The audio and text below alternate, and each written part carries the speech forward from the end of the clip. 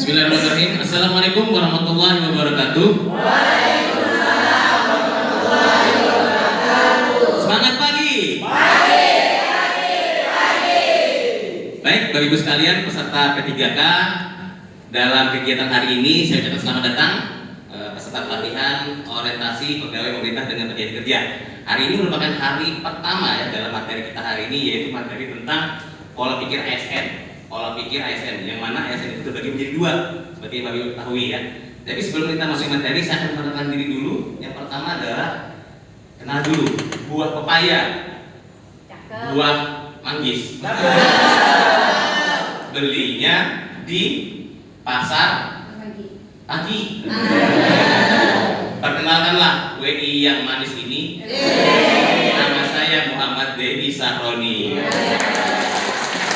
Baik, Bapak Ibu sekalian, saat ini saya adalah sebagai Bijeswara Ahli Media di Badan Pengembangan Sumber Daya Manusia. Jadi ini merupakan suatu OPD yang bergerak dalam pelatihan dan pembinaan pengembangan sumber daya manusia. Sebelum saya menyampaikan materi, ada beberapa hal yang ingin saya sampaikan. Yang pertama tentang keselamatan dan dalam pelatihan ini, gitu.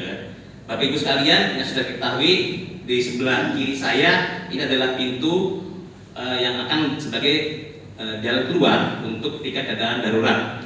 Bapak Ibu tidak perlu panik ketika terjadi hal-hal bencana. Jadi yang perlu Bapak perhatikan, Bapak Ibu sekalian perhatikan adalah yaitu di sebelah kanan dan kiri itu merupakan jalan keluar, ada tangga nanti, dan dimohon untuk turun secara perlahan dan tidak tergesa-gesa. Kemudian setelah ketika terjadi bencana juga, Bapak Ibu diminta untuk berkumpul di master point yang sudah ada di dekat masjid BPSDM ini. Demikian yang dapat saya sampaikan terkait tentang keselamatan dalam latihan ini. Oke, silakan Mas. Oke, untuk mengawali kegiatan ini kita akan mengecek konsentrasi dulu. Bisa berdiri dulu semuanya. Oke, terima kasih. Saya akan cek konsentrasi dulu. Apakah Bapak Ibu sudah memahami, sudah masuk belum sih di kelas kita ini, gitu? Atau masih ada yang keluar? Peraturannya sederhana saja. Jadi saya minta nanti Bapak Ibu sekalian agar dapat baru boleh bertindak jika ada kata, sama ketukarnya di sini. Pak Muhammad, Pak Muhammad ya. Oke. Jika ada kata Muhammad, baru Bapak Ibu boleh bertindak, berbuat sesuai dengan perintah yang saya sebutkan. Jika tidak ada kata Muhammad, tidak ada yang boleh bergerak, berbuat. Jelas? Ya, oke. Kita cek dulu seluruhnya. Halo? Kata Muhammad, tepuk tangan 1 kali. Tepuk tangan 2 kali. Iya, belum fokus nih. Nah, jadi saya bilang tidak boleh bertindak jika tidak ada kata Muhammad. Generasi muda anti korupsi. Indonesia akan lebih baik jika tanpa korupsi. Saya lebih suka menyapa bagus sekali ke generasi muda. Walaupun tampangnya tampang enggak juga sebenarnya. Tangan dulu dong. Tepuk tangan generasi muda. Ya, baik bagus sekalian. Sebenarnya apa sih yang akan terjadi? Materi hari ini akan berbicara tentang bagaimana saya akan mencoba menjelaskan tentang nilai-nilai dasar anti korupsi, sehingga nantinya Bapak Ibu sekalian dapat menginternalisasikan semangat daripada anti korupsi ini. Tujuan dari mata pelatihan hari ini adalah bagaimana bisa menciptakan agar Bapak Ibu dapat membentuk perilaku yang amanah dan jujur, serta dapat berperan serta pencegahan dari korupsi itu sendiri. Nah, kita akan belajar dulu tentang korupsi ini sendiri dari beberapa negara yang anti korupsinya sangat rendah sekali. Ada yang tahu negara mana saja? Oke, betul sekali. Yang pertama adalah Finlandia. Kenapa Finlandia itu korupsinya sangat sedikit sekali? Ya. Nah, ini ada tiga hal yang cukup mendasar, menarik nih Bapak Ibu sekalian. Kita bicara tentang kenapa Finlandia merupakan negara yang anti korupsinya sangat tingkat korupsi sangat rendah. Yang pertama itu yang adalah bagaimana masyarakat di sana sangat menjunjung tinggi tentang nilai-nilai kejujuran. Contohnya saja nih, menterinya aja kemarin langsung mundur karena terkait tentang penggunaan pajak ya. Memiliki undang-undang tentang administrasi hukum pidana yang sangat ketat. Nah, itu Finlandia. ketiga, terdapat sistem integritas nasional. Itu yang kedua. Yang ketiga. Berikut, apa sih sebenarnya tujuan dari pemberantasan korupsi? Mungkin ada yang bisa membantu. Apa sih sebenarnya tujuan dari kenapa sih kita perlu memberantas korupsi? Ada yang bisa menjawab? Mungkin Pak Ismoyo.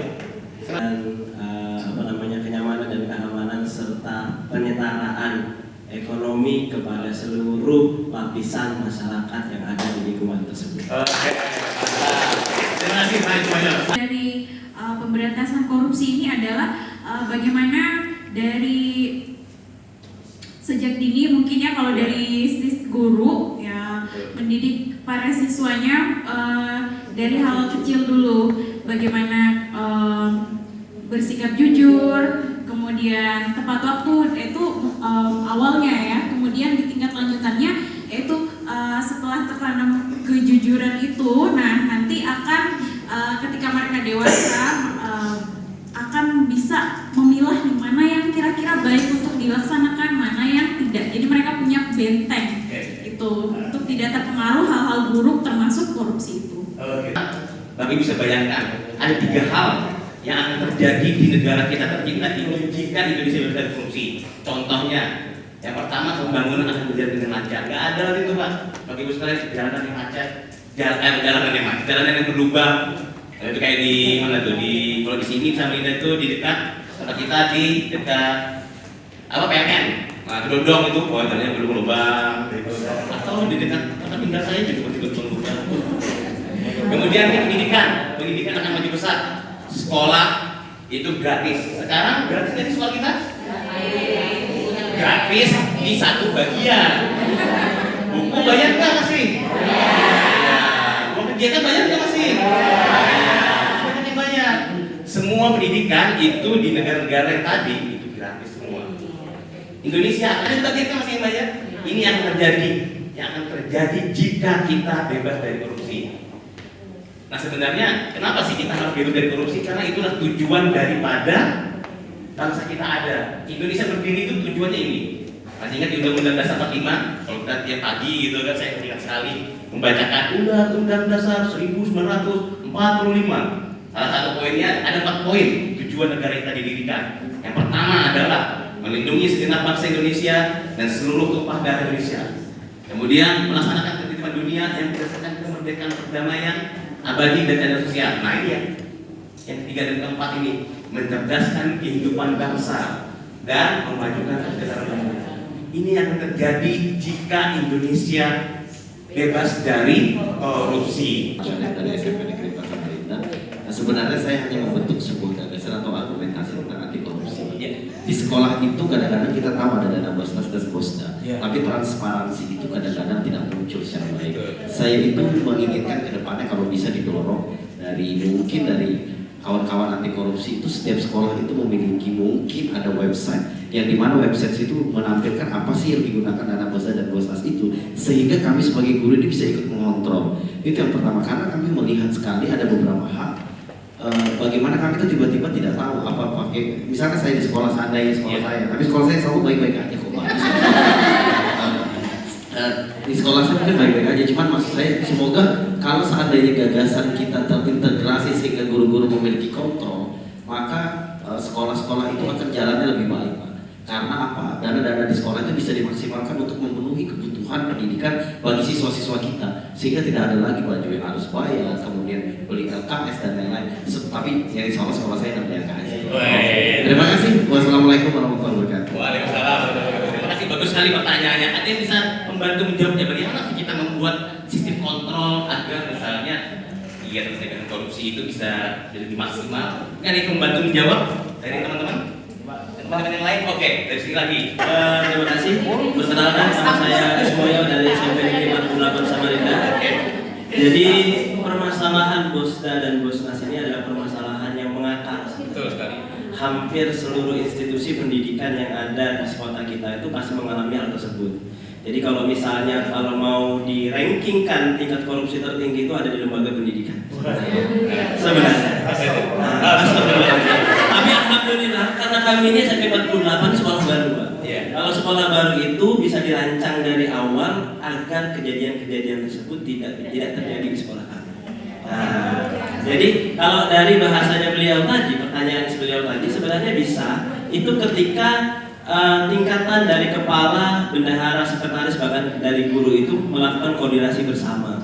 Itu adalah undang-undang yang menaungi semua untuk bisa mendapatkan informasi yang bebas dimanapun dan kapanpun. Bahkan kita juga bisa meminta transparansi itu bukan hanya di UPTD kita, bahkan ke pemerintahan yang lebih tinggi juga boleh sebenarnya kalau berani. Terima kasih tepuk tangannya ke dia tuh. Wah, bagus sekali. Apa yang ditanyakan dan dijawab oleh pelaksana. Lalu terakhir kita detailkan.